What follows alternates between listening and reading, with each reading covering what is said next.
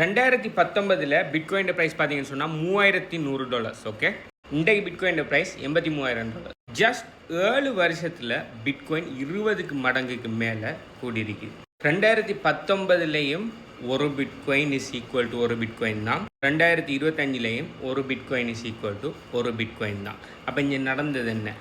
நீங்கள் பாவிக்கிற இந்த ஃபேக் பேப்பர்ஸுக்கு வெலு இல்லாமல் போனது தான் முக்கியமான காரணம். பிட்காயின் ரீசெண்டாக பார்த்தீங்கன்னு சொன்னால் 2025 ஆரம்பிக்கக்குள்ள, அதாவது 2024 டிசம்பரில் பார்த்தீங்கன்னா டாப் 1,08,000 கிட்ட டச் பண்ணிவிட்டு ஜஸ்ட் ஒரு சின்ன கரெக்ஷனில் இது என்ன 80,000 வரையும் என்ன பிட்காயின் ப்ரைஸ் இறங்கிட்டு சொல்லி நக்கல் அடிச்சுட்டு தெரிஞ்சாக்கள் பார்த்துருப்பீங்க. ஆனால் பிட்காயின் ஜஸ்ட் 7 வருஷத்துக்கு முதல், அதாவது இப்போ நம்ம 5-10 வருஷத்துக்கு எடுக்க போனால் லைக் இது 3 டிஜிட்லேருந்து நம்ம பிட்காயின் வாங்கிக்கலாம். அதை விடுங்க. ஓகே, நம்ம 10 வருஷத்துக்கு முதல் நம்மளுக்கு பிட்காயின் தெரியாது விடுங்களேன். ஜஸ்ட் 7 வருஷத்துக்கு முதல் கோவிட் டைமில் ஓகே, ஜஸ்ட் 3000க்கு நீங்கள் ஜஸ்ட் ஒரு பிட்காயின் 3000 சொன்னால் அந்த நேரம் டாலர் ரேட்டெல்லாம் ஜஸ்ட் $200 தான் இருந்துச்சு.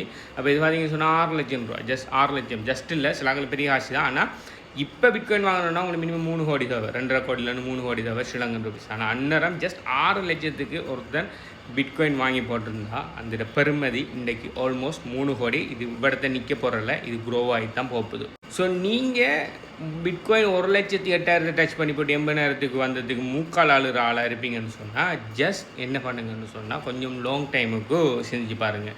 பிட்காயினுங்கிறது மீன் காயின் மாதிரி கல்ல கேம்பிளிங் வேலை இல்லை. ஓகே, இன்றைக்கு வாங்கி நாளைக்கு என்ன 10x போகணும், நாளை 100x போகணும், அதுக்கு அடுத்த அன்றைக்கு அப்படி எல்லாம் -99% மைனஸில் வந்து போட்ட காசு அவ்வளோ 0வில் வர மீம் காயின் கல்ல வேலைகள் மாதிரி இல்லை பிட்காயினில் இன்வெஸ்ட் பண்ணுறது. ஓகே, பிட்காயினில் இன்வெஸ்ட் பண்ணுறங்கிறது உங்களோட இன்ஃப்ளேஷன்லேருந்து உங்களோட வெல்த்தை ப்ரொடெக்ட் பண்ணுற ஒரு விஷயம் வந்து லாங் டைம் ப்ளே. ஓகே, அதை ஷார்ட் டைமுக்கான ஒரு விஷயமா பார்க்காதீங்க. உங்களுக்கு இன்னொரு உதாரணம் காட்டுறேன்.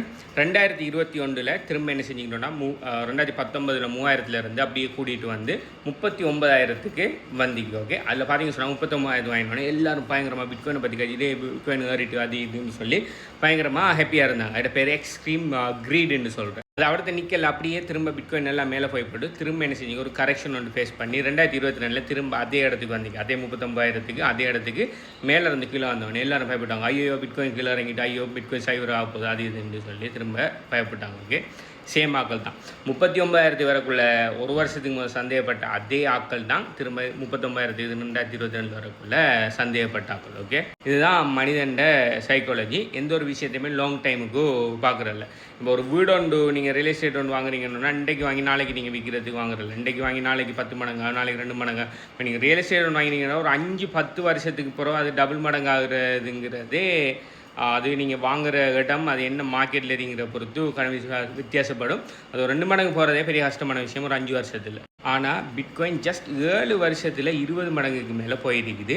நீங்கள் 2021 பார்த்தா கூட இந்த புல் மார்க்கெட் டொப்பில் இருந்து, அதாவது இவரத்த புல் மார்க்கெட் டொப்பில் இருந்தால் திரும்ப நீங்கள் இவரத்தை பார்த்தா கூட பிட்காயின் டபுள் மடங்கு ஆகிருக்கு இந்த சின்ன பீரியடில். ஓகே, ஸோ யோசிச்சு பாருங்கள் எது பெஸ்ட்டான அசெட்டுன்னு சொல்லி. ஸோ நீங்கள் ஒரு கஷ்டப்பட்டு ஒரு ஜொப் ஒன்றுக்கு போய் அப்படி இல்லைன்னு சொன்னால் ஒரு பிஸ்னஸ் ஒன்று பண்ணி நீங்கள் கஷ்டப்பட்டு உழைக்கிற பணத்தை வெல்த்தை இதை மாதிரியான ஃபேக் பேப்பர்ஸில் சேமித்து வைக்காமல் ஓகே இதை மாதிரியான ரியலான அசெட்டை இன்ஃப்ளேஷனுக்கு அவுட் பர்ஃபார்ம் பண்ணி க்ரோ ஆகிற அசெட்டுகளில் இன்வெஸ்ட் பண்ணுங்க. ஓகே, அதுலேயும் பெஸ்ட்டான இன்வெஸ்ட் பார்த்தீங்கன்னா பிட்காயின். என்ன பிட்காயினை பார்த்தீங்கன்னா இண்டிபெண்ட், அதாவது நீங்கள் இப்போ கோல்டில் இன்வெஸ்ட் பண்ணலாம். ஆனால் கோல்டு எடுத்துக்கிட்டு இன்னொரு நாட்டுக்கு நீங்கள் மூவ் ஆகி போகலாமா? நீங்கள் இப்போ ஒரு 10 கிலோட கோல்டு வச்சுருக்கீங்க, 10 கிலோ கோல்டு எடுத்து நீங்கள் ஏர்போர்ட்டுக்குள்ளால போகலாமா?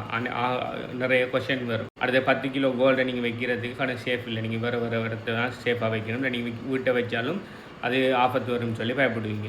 அடுத்து நீங்கள் ஒரு இடத்த பெரிய ஒரு ரியல் எஸ்டேட் ஒன்று வச்சுருக்கீங்கன்னா அந்த ரியல் எஸ்டேட் அப்படியே கலட்டி எடுத்துகிட்டு இன்னொரு நாட்டுக்கு போகலாமா? இல்லை, அந்த ரியல் எஸ்டேட் ஒன்று விற்று போட்டு தான் போகணும். அப்படி இல்லைன்னு சொன்னால் நீங்கள் அதை வச்சுட்டு அதை மெயின்டைன் பண்ணி போட்டு தான் நீங்கள் வெளிநாட்டு போகணும். இப்போ உங்களோட நாட்டில் ஏதாவது பிரச்சனை வருது, உங்களோட நாட்டில் இதுக்கு மேலே வாழையலாம், உங்களோட கவர்மெண்ட்டோட உங்களுக்கு பிரச்சனைன்னா உங்களோட ரியல் எஸ்டேட் அவங்க பறிக்கிறது சான்ஸ் இருக்குது, உங்களுக்கு கோல்டை பறிக்கிற சான்ஸ் இருக்குது, உங்களோட ஹார்ட் அசெட் எல்லாத்தையுமே பறிக்கிற சான்ஸ் இருக்குது.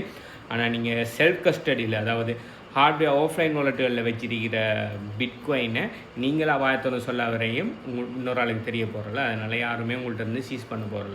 ஸோ ஸோ இதை மாதிரியான ஷார்ட் டைம் வாலட்டிலிட்டியை பார்த்து பயந்து ஓகே நீங்கள் வாங்கி வச்சுருக்க உங்களுடைய செட்டில் நட்டத்தில் விற்று போட்டு போகாமல் எவ்வளோக்கு மார்க்கெட் கிரேஷ் ஆகுதோ அவ்வளோக்கு கூடுதலாக அக்யூமுலேட் பண்ணலாமா அவ்வளோக்கு அக்யூமுலேட் பண்ணுங்கள்.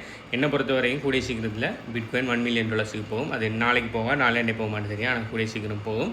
ஸோ நாளைக்கு $1 million பிட்காயின் போகக்குள்ள இப்போ நீங்கள் 100,000 குறைய பிட்காயின் வாங்குறது கிட்டத்தட்ட 90% சீப்பில் வாங்குங்க. ஸோ உங்களால் எவ்வளோக்கு எழுமோ அவ்வளோக்கு அக்யூமுலேட் பண்ணிக்கொள்ளுங்க. உங்களோட ஃபியூச்சர் ஜென்ரேஷன் உங்களுக்கு தேங்க் பண்ணும். இதை பற்றி நீங்கள் என்ன நினைங்க, நீங்கள் பிட்காயின் எவ்வளோ வச்சுருக்கீங்க, நீங்கள் பிட்காயின் வச்சிருக்கிற ஆளா இல்லையான்னு சொல்லி கீழே கமெண்ட் பண்ணுங்கள்.